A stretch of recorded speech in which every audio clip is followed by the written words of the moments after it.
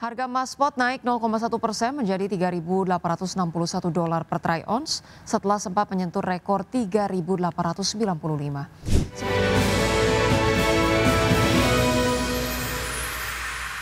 Pemirsa, harga emas melesat ke rekor tertinggi pada Rabu didorong pelemahan dolar Amerika Serikat dan meningkatnya permintaan aset safe haven setelah pemerintah Amerika menghentikan sebagian besar operasinya. Data tenaga kerjaan yang lebih lemah dari perkiraan turut memperkuat ekspektasi bahwa The Federal Reserve akan memangkas suku bunga bulan ini. Harga emas spot naik 0,1% menjadi $3.861 per troy ounce setelah sempat menyentuh rekor 3.895. Sementara harga emas berjangka Amerika Serikat untuk kontrak pengiriman Desember ditutup menguat 0,6% menjadi $3.897. Adapun shutdown pemerintahan Amerika Serikat akibat kebuntuan politik antara Kongres dan Gedung Putih berpotensi menunda publikasi sejumlah indikator ekonomi, termasuk laporan ketenagakerjaan non-pertanian yang dijadwalkan pada Jumat. Kondisi ini menambah ketidakpastian bagi pasar.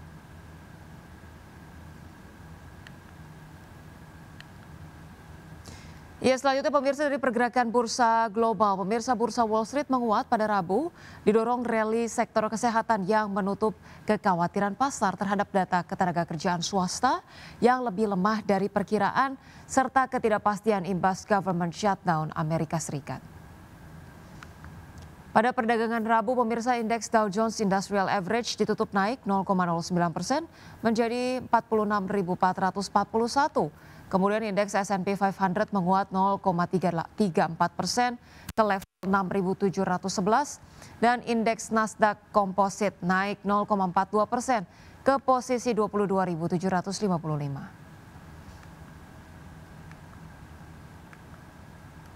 Sementara itu pemirsa, bursa ekuitas Eropa membukukan rekor tertinggi dipimpin lonjakan saham sektor kesehatan setelah kesepakatan Pfizer dan pemerintah Amerika Serikat meredakan ketidakpastian di industri farmasi.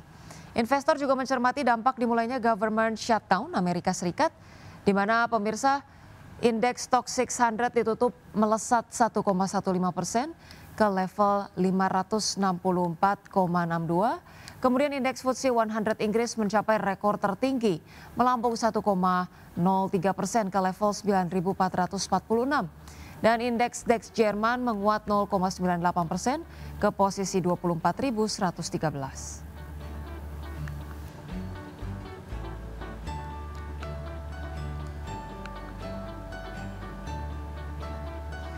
Pemirsa, pemerintahan Amerika Serikat resmi shutdown setelah Senat gagal menyetujui anggaran belanja tahunan tepat waktu. Imbas terjadinya shutdown, Partai Republik dan Demokrat kini saling tuding dan menyalahkan satu sama lain atas penutupan operasional pemerintah.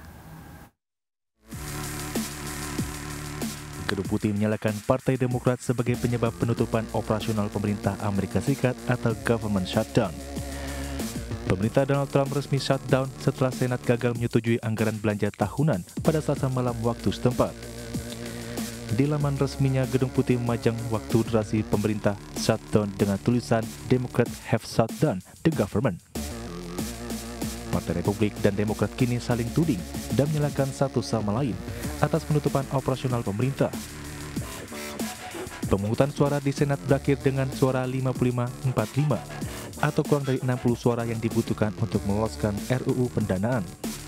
Kebentuan anggaran ini terjadi setelah Partai Demokrat bersikeras agar subsidi layanan kesehatan diperpanjang di bawah Undang-Undang Perawatan Terjangkau. Pasalnya dalam RUU anggaran yang dibahas, subsidi kesehatan ini akan kadaluarsa. Sementara Partai Republik menolak permintaan Demokrat karena ingin RUU anggaran bersih tanpa tambah persyaratan. Pasca kebuntuan anggaran ini, Partai Republik pun disebut telah minta pertanggungjawaban anggota Parlemen Demokrat karena tidak mencegah penutupan pemerintah. Ketua DPR Mike Johnson juga menuding Demokrat. Yang menyebabkan penutupan pemerintah. Sebaliknya, Partai Demokrat justru menyalahkan Partai Republik atas kebuntuan ini. Sebagai catatan, shutdown pemerintah Amerika Serikat merupakan kondisi ketika sebagian lembaga pemerintahan federal harus berhenti beroperasi karena Kongres gagal menyetujui anggaran belanja tepat waktu. Tahun fiskal 2025 Amerika Serikat berakhir pada tanggal 30 September tengah malam. Jika tidak ada mufakat, maka pemerintah tak punya dana legal untuk membiayai operasional. Adapun dampak dari shutdown diantaranya yakni penutupan sebagian kantor layanan publik hingga penutupan museum dan taman nasional. Pegawai federal non-esensial juga akan dirumahkan tanpa gaji. Berbagai sumber untuk ID Action.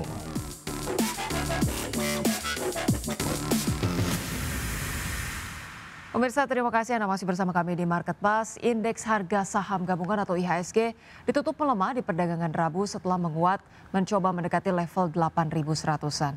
Pemberat datang dari saham perbankan Big Caps di tengah masifnya aksi net sell asing. Indeks harga saham gabungan ditutup melemah 0,21% di level 8.043,82 di akhir perdagangan Rabu. Secara intraday, IHSG sempat menguat signifikan dengan mencoba mendekati level 8.100 di level 8.093. Indeks sektoral dengan kenaikan terbesar sektor teknologi melesat 4,93%, sektor barang konsumen siklikal naik 1,41%, dan sektor barang baku menguat 1,37%. Sementara sektor barang konsumen non-siklikal turun 1,03%, sektor transportasi dan logistik melemah 0,97%, dan sektor keuangan koreksi 0,69%. Saham Bank Jumbo jadi pemberat IHSG dengan melanjutkan koreksi dalam. Saham BBRI turun 2,31% di level Rp3.810 per saham dan bebani IHSG minus 14,9 indeks poin. Saham BBCA ditutup melemah 1,64% di level Rp7.500 per saham dan beratkan IHSG di 8,96 indeks poin. Saham BBNI ditutup melemah 1,22% di level Rp4.050 per saham, bebani IHSG di 1,79 indeks poin. Di luar saham perbankan, saham Aman ditutup turun 3,81% di level Rp6.950 per saham dan tahan laju IHSG di 8,66 indeks poin. Selanjutnya saham DSSA ditutup melemah 0,66% di level Rp105.500 per saham, beratkan IHSG di 2,7 indeks poin. Diketahui sepanjang bulan lalu IHSG membukukan catatan positif dengan menguat 2,94%. Sementara di Oktober IHSG diperkirakan akan kembali melanjutkan rally. Hal ini didorong banyak sentimen positif, diantaranya Menteri Keuangan Prubaya Yudi Sadewa optimis pertumbuhan ekonomi Indonesia bisa tembus level di atas 5,5% di kuartal 4 2025. Lalu pemerintah juga mengeluarkan kebijakan stimulus ekonomi lanjutan yang disebut dengan kebijakan paket ekonomi 8+4+5 yang akan dikerahkan hingga 2026. Total anggaran paket stimulus mencapai Rp16,23 triliun. Pemangkasan suku bunga acuan oleh Bank Indonesia menjadi 4,75%. Berbagai sumber IDX Channel. Kami pemirsa pengendali PT RMK Energi Tbk yakni PT RMK Investama melepas kepemilikan sahamnya di RMKE sebanyak 459,37 juta saham dengan nilai transaksi mencapai Rp408,84 miliar. Direktur RMK Investama Vincent Saputra mengungkapkan aksi divestasi saham tersebut dilakukan dalam satu kali transaksi yakni pada 29 September 2025. Secara rinci RMK Investama menjual saham RMKE di harga Rp890 per saham. Dengan demikian RMK Investama sedikitnya memperoleh dana segar senilai Rp408,84 miliar untuk aksi divestasi tersebut. Manajemen menegaskan bahwa transaksi ini tidak mengubah posisi RMK Investama sebagai pengendali RMKE. Pasca transaksi, kepemilikan RMK Investama atas RMKE menyusut menjadi 66,3%, turun dari sebelumnya 76,8%.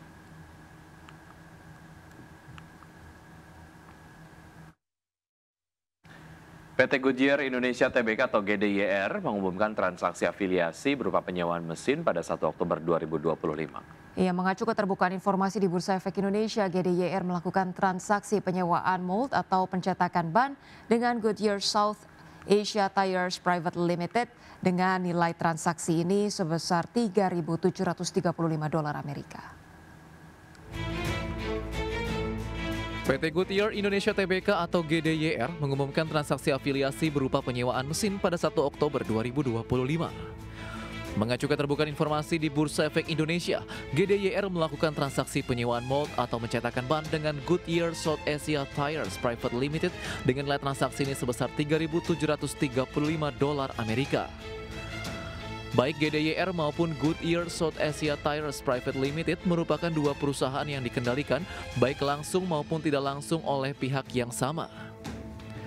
GDYR mencatatkan pertumbuhan penjualan bersih sebesar 2,93% secara tahunan menjadi 83,97 juta dolar Amerika pada semester 1 2025. Namun laba bersih periode berjalan GDYR terkoreksi 58,8% secara tahunan menjadi 1,85 juta dolar Amerika. PT Goodyear Indonesia Tbk atau GDYR didirikan pada tahun 1898 oleh Frank A. Saberling, dinamai untuk menghormati Charles Goodyear yang menemukan proses vulkanisasi karet. Perusahaan ini tumbuh menjadi produsen ban terbesar di dunia dengan memiliki 46 unit pabrik produksi di 21 negara di seluruh dunia. Berbagai sumber IDX Channel. Ya, kita ke informasi berikutnya pemirsa. PT Sejahtera Raya Nugrah Jaya Tbk atau SRAJ, emiten pengelola Maya Pada Hospital, melaporkan kinerja semester pertama tahun ini. Ya, namun kinerja keuangan perseroan berbalik rugi meski pendapatannya naik. SRAJ melaporkan rugi bersih sebesar 65,55 miliar rupiah hingga Juni 2025. Padahal di periode sama tahun lalu perseroan masih mencatat laba sebesar 9,65 miliar rupiah. Meski begitu, pendapatan naik sebesar 4,98% menjadi 1,18 triliun rupiah dibandingkan 1,13 triliun rupiah pada Juni 2024. Jika dirinci seluruh pos pendapatan, SRAJ meningkat. Rawat inap terpantau naik menjadi 971,80 miliar rupiah dari 954,84 miliar rupiah. Begitu pula rawat jalan yang tercatat sebesar 638,60 miliar rupiah dari 559,57 miliar rupiah. Namun bahan pokok pendapatan turut membesar menjadi 726,37 miliar rupiah dari 693,70 miliar rupiah. Desain raca aset SRAJ naik dari 5,68 triliun rupiah per Desember 2024 menjadi 7,60 triliun rupiah di paruh pertama 2025. Namun likuiditas ikut melonjak tajam menjadi 6,12 triliun rupiah dari 3,84 triliun rupiah. Sementara total ekuitas turun dari 1,83 triliun rupiah menjadi 1,47 triliun rupiah. Berbagai sumber untuk IDX.